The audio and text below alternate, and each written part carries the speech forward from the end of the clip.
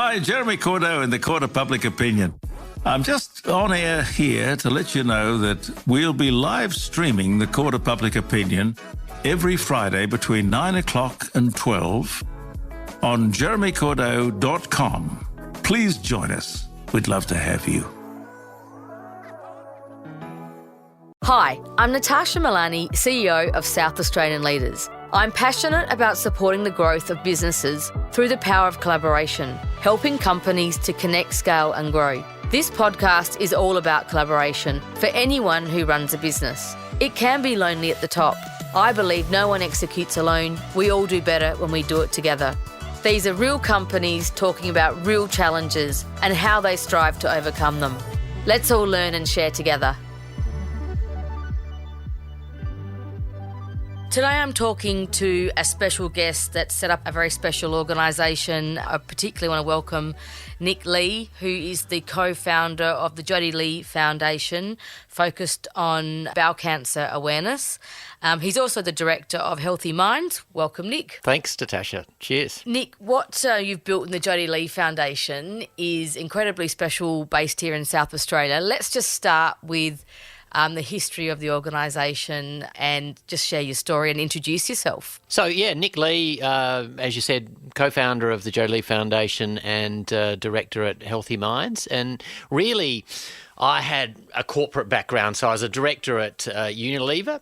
I didn't have any background in cancer or psychology. And my entry into preventative health came out of tragedy. So I was living in Vietnam, 2 young kids. Jodi, my wife, was a special needs teacher, and completely out of the blue, she was diagnosed with stage 4 bowel cancer. And it happened really quickly. I was away in the north of Vietnam. We were based in Ho Chi Minh City. She rang me on a Thursday night saying, I've got abdominal pain, don't really know what it is. I wasn't concerned. Bowel cancer wasn't on my radar, and she was fit, healthy, didn't have any family history. But I suggested she went off to see the GP the next day, which she did. The GP recognised that there was a block in her bowel, ordered scans. Those scans came back at 3 o'clock in the afternoon, and 11 o'clock that night, kids are fast asleep. I'm away with my team in Hanoi, and an ambulance comes to pick Jodi up, takes her to the airport, and she's airlifted at low level to Bangkok for emergency surgery, because what the scan showed was a tumour had almost entirely blocked her bowel, and they were worried if they flew her at normal altitude that she might burst her bowel. So I made my way there as quickly as I could. Successful operation to remove the tumour, but 3 days after, a specialist came to see us and said the cancer had spread. It was stage 4, and he told us that she only had 2 years to live. So we raced back here to South Australia, tried everything, lots of different treatments, very evasive, disruptive operations, chemotherapy, radiospheres. Nothing seemed to work, and unfortunately in January 2010 she passed away. So I left Unilever and felt this overwhelming compulsion that I wanted to do whatever I could to prevent others going through what we went through. So later that year, set up the Jodi Lee Foundation, and I'm really proud of the impact that the foundation has had, and we might go into that in a bit more detail. But 6 years after setting up the foundation, felt like I'd got it up to something that was sustainable. Met my now business partner, Dr. Tom Neame, in Healthy Minds.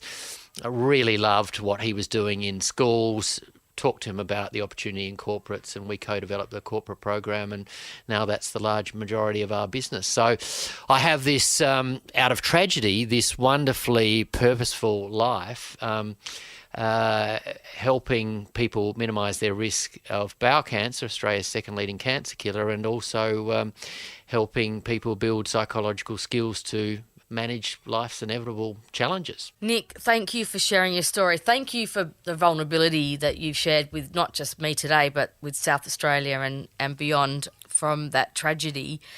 And the legacy that's been left, I think, talked about wonderfully purposeful. I can absolutely feel, hear, sense that in the way that you speak about Jodi and the Jodi Lee Foundation. And I didn't actually know you were overseas at the time. That was something new I just learnt then. So that was even more complexity, I guess, in that context. Yeah, well, I mean, Jodi couldn't have an operation or didn't want to have an operation in Vietnam. And I was lucky at the time, working for a big multinational like Unilever.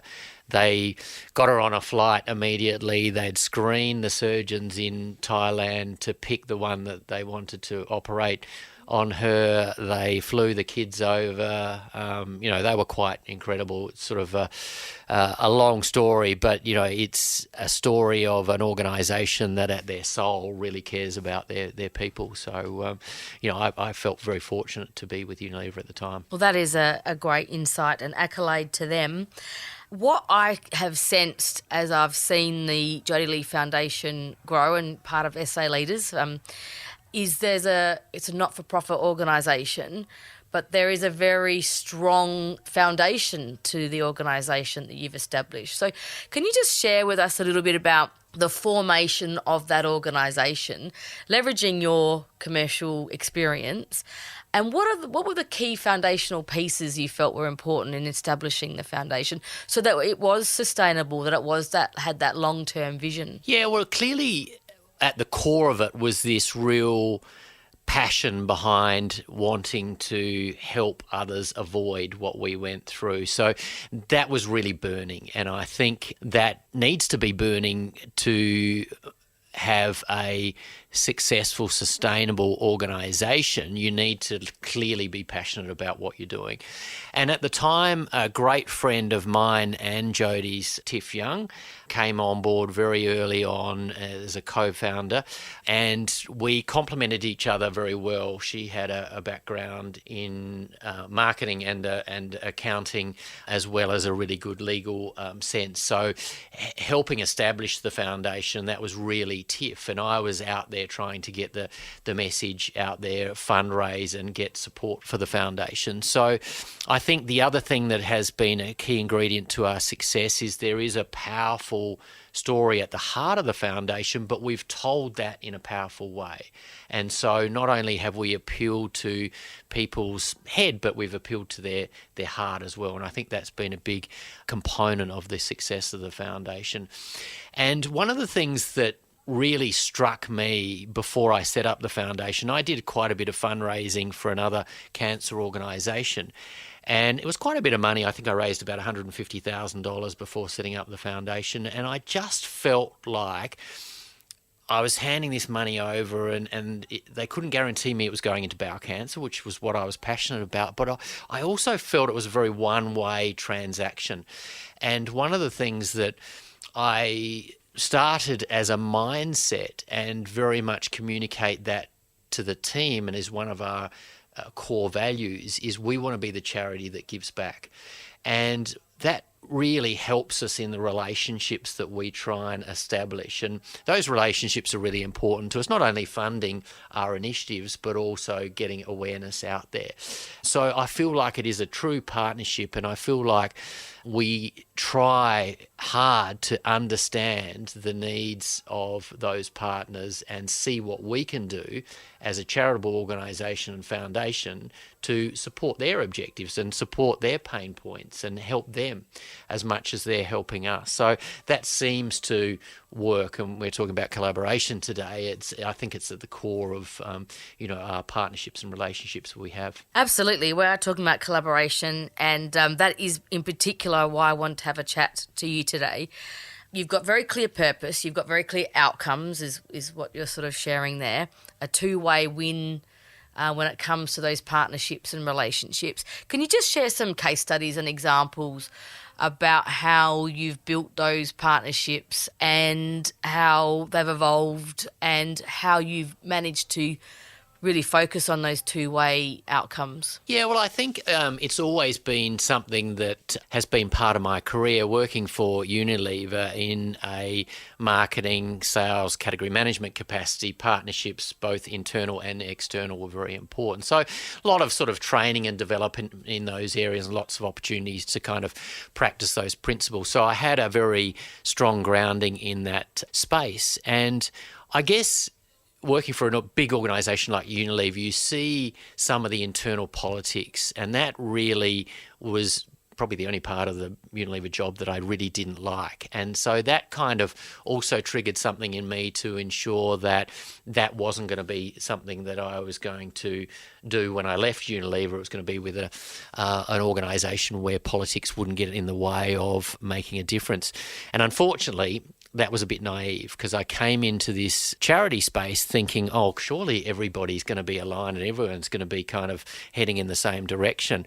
And I got a real wake-up call, with another charity in this space, where I reached out to them to try and work with them, and on multiple occasions in ways that I thought were true partnerships, and got battered back, and in fact worse than that, it felt like we were getting legal letters from them and other things to try and stop some of the things that we were doing to create awareness, which was very much part of our vision and their vision as well. So that was a real wake-up call as well. And I guess on the other side of the coin, we've had remarkable partnerships with everybody from the federal government to the AFL to large organisations to personalities that have really made an important difference that would have never happened had we not had this sort of collaborative mindset. So for me, it's very much about mindset and going into these things knowing that in many cases, 1 + 1 can equal 3. And we've got so many examples of that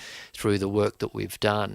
And I think you've got to be pretty bold as well. We've, as an organisation that was 2 years old, we got $2.5 million from the federal government to run Australia's first national awareness campaign. We got Shane Warne behind a campaign to raise awareness for 50-year-olds when they first get the screening test from the government. We've got Merv Hughes and Gavin Wanganeen working on a Talking Shit campaign that we're running at the moment. So, and I talked about the AFL as well. So, yeah, I hope there's a few sort of lessons in that, but hopefully also that points to what, as a foundation, we find really important about the relationships for us and the impact that they can have. 1 + 1 = 3. I think that definition of synergy is very powerful, and I think it's a nice reminder for everyone to think about what that means for their business. You've talked about mindset, and that's better being a deliberate mindset around taking your message with partners to the public and people and their staff. So I guess there's a strategy behind that for you. And you also mentioned that you took out of Unilever some principles around partnerships and collaboration. Can you just share how you then take that to set a strategy? Yeah, so the strategy, I think, is very clear. And it has expanded. So originally we set out to save lives, right? You're in a foundation that is all about helping people prevent a disease that's very prevalent, but it is preventable. So it's about trying to educate people. So it seemed to be a pretty clear vision, but we needed to make sure that everybody was really clear about that. And we reminded the team of that on a regular basis. I think reinforcement is really important. So you might be stuck around a table and you might have some conflict around this table. But if you say, guys, we're in this room trying to save lives, it's a great way to course correct and bring everybody back into alignment as to what we're trying to do. Another tactic that we use is, what is the most helpful thing that we can do now? So it takes away any sort of conflict that might be around the table, and people start to go, okay, well, how do we move this conversation or initiative forward? So I think trying to have a very clear vision that you articulate frequently and you have some sort of powerful stories behind it certainly has helped us in our strategy and keeping everybody aligned. And it's very easy to get attracted by, what is the next shiny object or who could be this, great partner, which might detract from, staying in your lane and being very focused on what is your vision and the direction that you're heading. So in summarising that, it's having a very clear vision, getting stakeholders very much aligned, reinforcing that vision over time so you do stay in your lane and don't get distracted, and making sure that you, as you cast the net and get supporters on board, you keep coming back to that and using those stories to help them understand the direction that you're going in. And I think that's been a really important part of the foundation brand. Is you could go out and ask different people in the street who know about the foundation, and they'll say similar things about the foundation. They seem to get where we're going and what we're doing, which I think is really important to any brand. Let's just talk about your expertise in the context of Healthy Minds, when a lot of business owners, employers are grappling with workplace well-being. What are some of the insights that you can share that you're seeing, is more prevalent in the corporates that you're working with? And what are some of the good solutions that you're seeing? So I think well-being and mental health in particular is clearly a growing concern, and that's for a couple of reasons. One is the impact if you get it wrong as an organisation. So there's some new legislation out around psychosocial hazards and the responsibility of leaders in organisations around that. But also, if someone is off work because of a mental health issue, the cost of rehabilitation and bringing them back into the business is far higher than it is, say, for a physical injury, if someone breaks their arm and has to have a bit of time off work and then bringing them back. So there's a cost part of that whole equation. There's also a productivity part of that whole equation. So when someone has high well-being, they're more focused, they're more creative, they're more productive, they have better relationships, they're more clear thinking.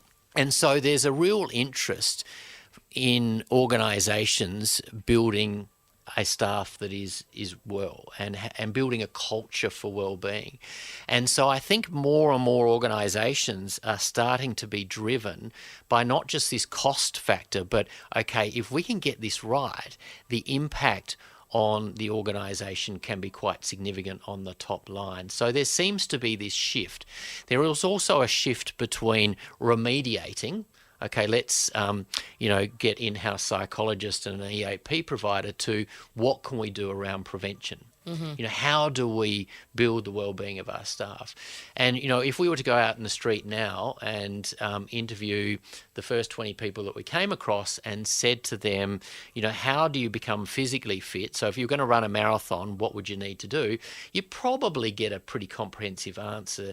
But you go and ask people that same question, what do you need to do to be mentally at your best? And you get a far less robust answer. So with Healthy Minds, what we're trying to do with our clients is deeply understand initially what's going on for them, and we've got a tool called the Healthy Mind Wellbeing Index for doing that, but then really tailoring our programs to be able to enhance the wellbeing of their staff. So what are the key issues that their staff are facing, and how do we help partner with them to address those? So I think that's important. More organisations are going, actually there's a little bit of science to this. We really need to understand what's going on for our staff, and there are providers out there like Healthy Minds that can really help. It all really comes down to you from the Jodi Lee Foundation and Healthy Minds.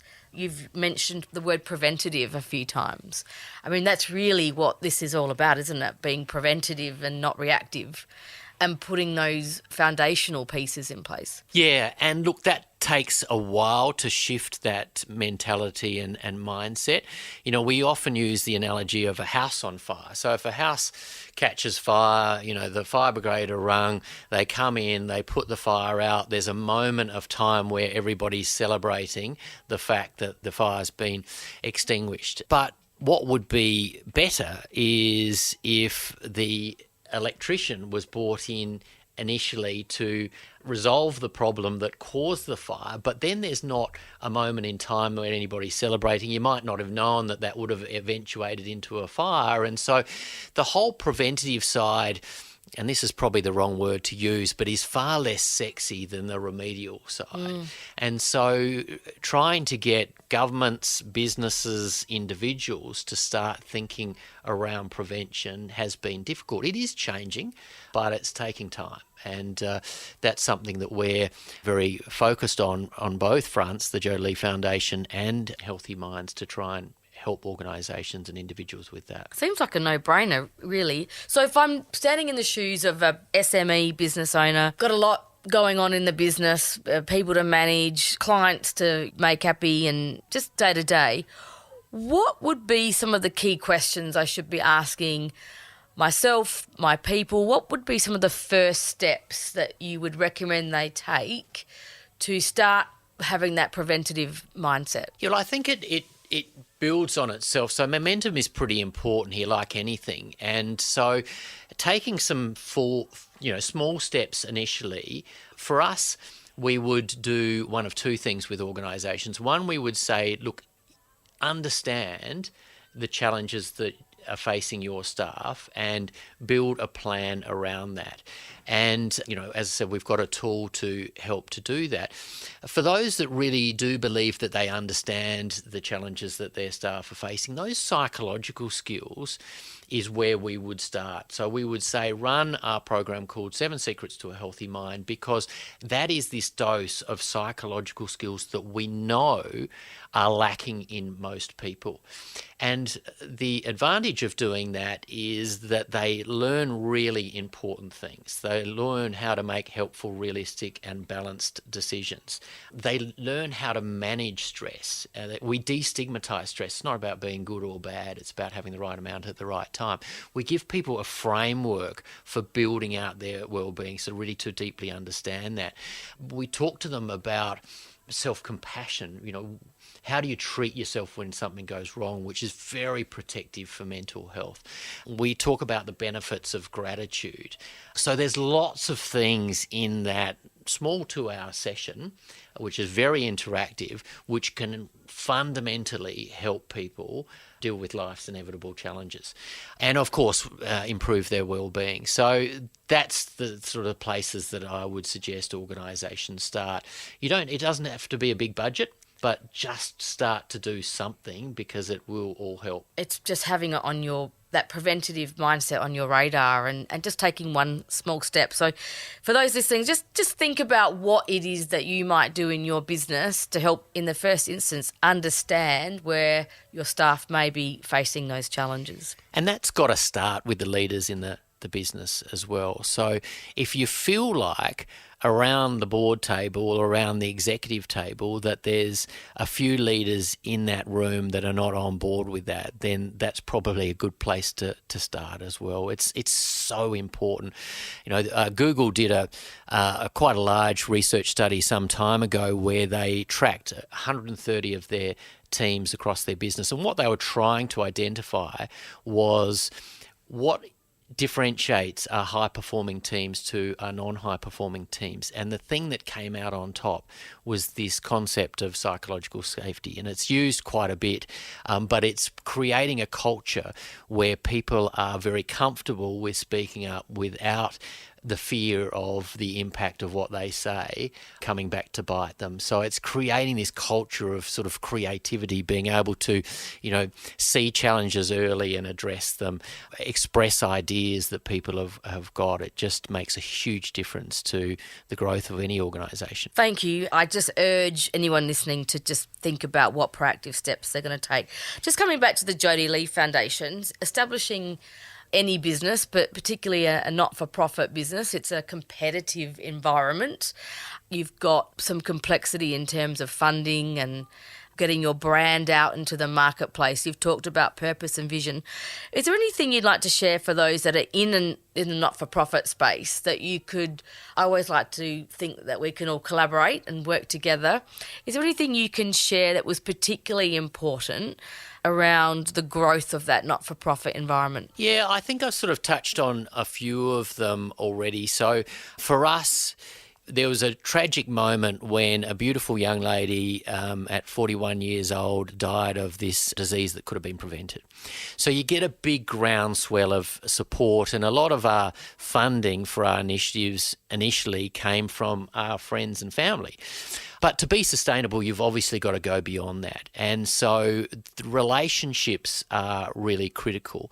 And for us, we built those relationships across a few key ingredients. So we used that powerful story to really engage at an emotional level. And I think that was a great way to build partnerships, because people typically have this sense of empathy and they understand and they put themselves in the shoes of Jodi or the shoes of the kids or my shoes, and empathise with the situation. They also see, if it articulated in the right way, they can support a cause that is actually making a big difference. So for charities out there, you've got to be able to explain the impact that you're having, because people will get behind you and support you if they feel like they can make a difference. And then you've got to show them the difference that you're making consistently. So there's multiple ways that you can do that. I mean, we use social media as a very cheap way of getting that message out there as to the impact that we're having. But that's really important to supporters, and certainly the sustainability of supporters. They'll continue to give if they continue to feel like they're having an impact.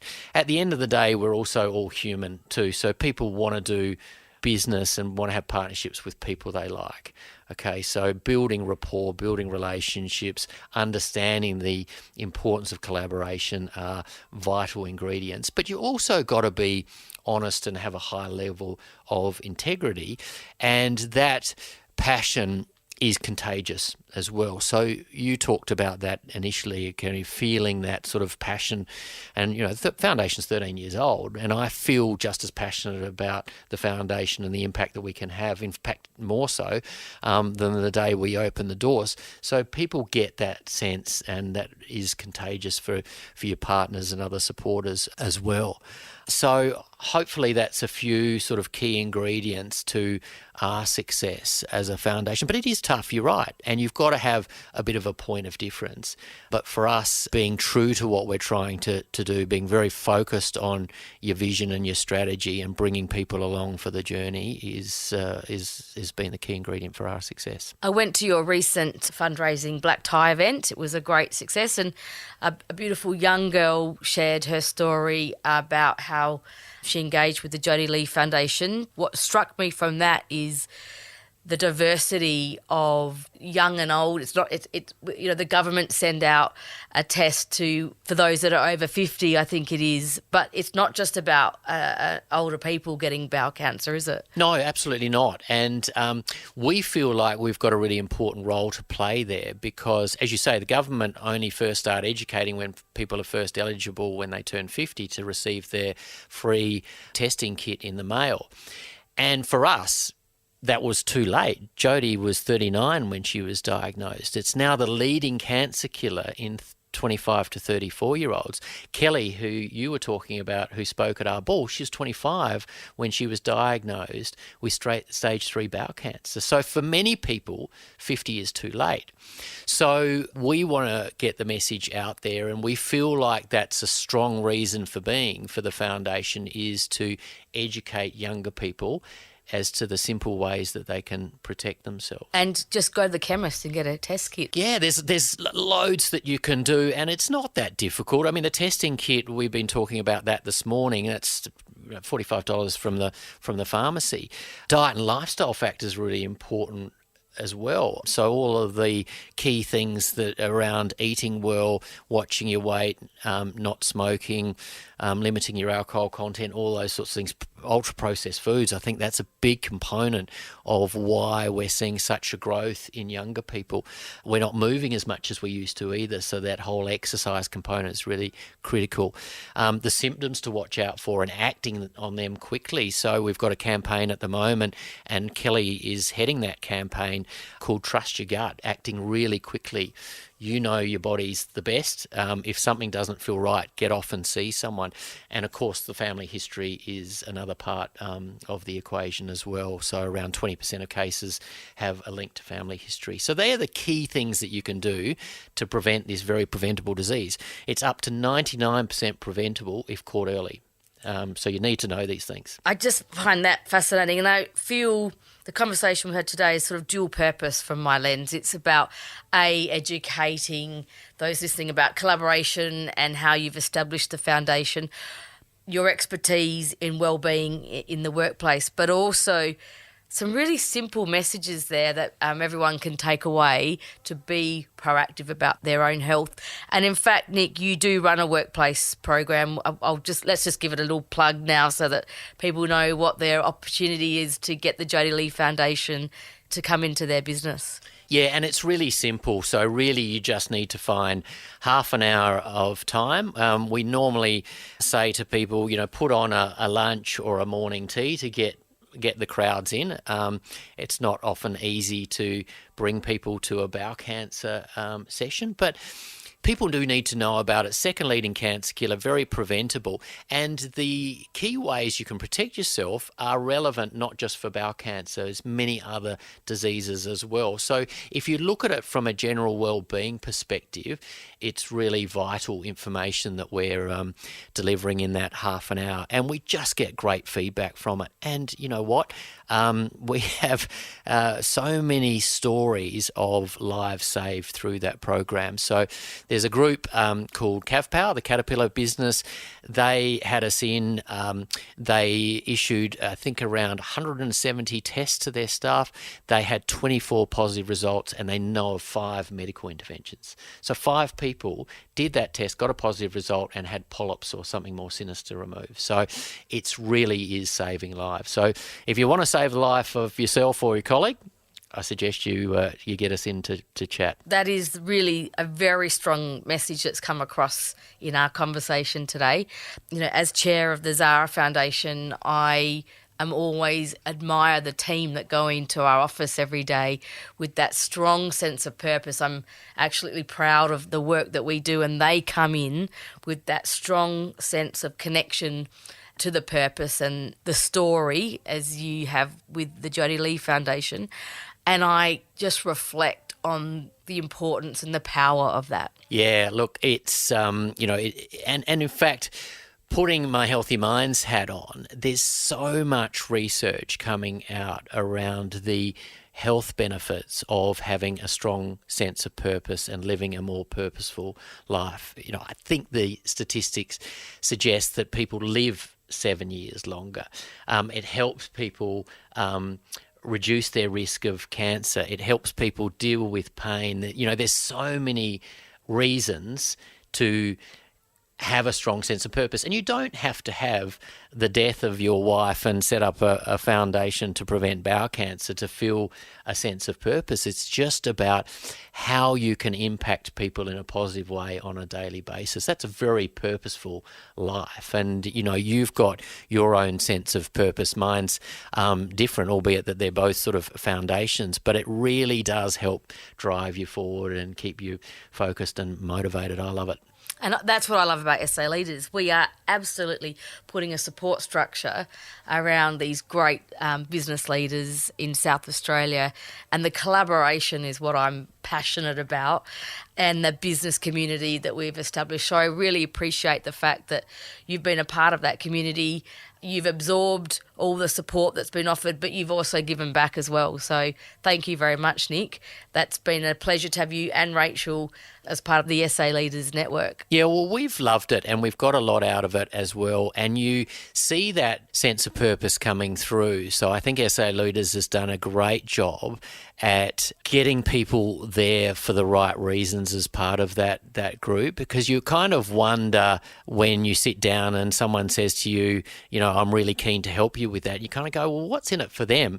And actually, it's just this genuine want to kind of help. And I think that runs thick through the veins of SA Leaders. So, we've felt that. We've had a huge amount of support from others. We've got a lot from different perspectives around the room.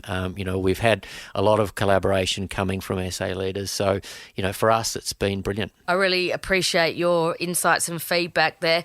Thank you, Nick, for those listening that to just define their purpose, but to make sure it's shared in the organisation as well, isn't it? It's a joint purpose, making sure your team, your people are on the bus. Yeah, absolutely.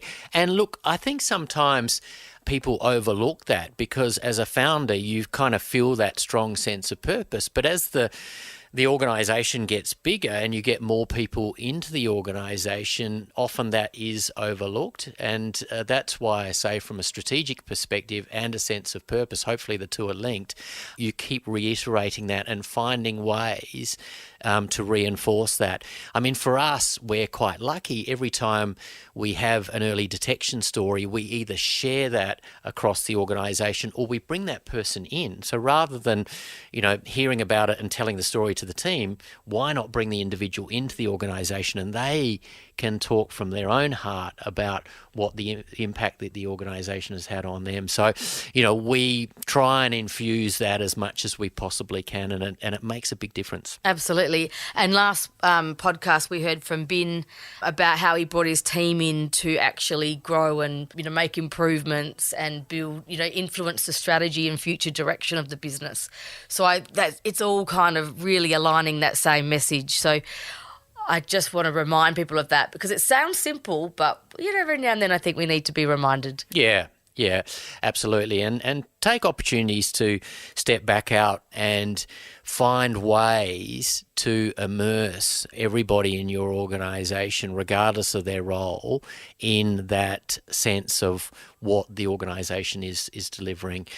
We've found that really, really beneficial to the culture and the motivation of staff. Nick, thank you very much for your time today. Congratulations on the success of the Jodi Lee Foundation and the contribution that it makes to all of our lives in South Australia and beyond. We'll see you at SA Leaders soon, and thank you for joining us. Thanks for your time. Natasha. Really appreciate it. Thank you. I really hope you enjoyed this chat and it inspires you to harness your own power of collaboration. You can contact me, Natasha Milani, via LinkedIn or saleaders.com.au. All my details are in the show notes. And thank you for listening. Hi, Jeremy Cordeaux in the Court of Public Opinion. I'm just on air here to let you know that we'll be live streaming the Court of Public Opinion every Friday between 9 o'clock and 12 on jeremycordeaux.com. Please join us. We'd love to have you.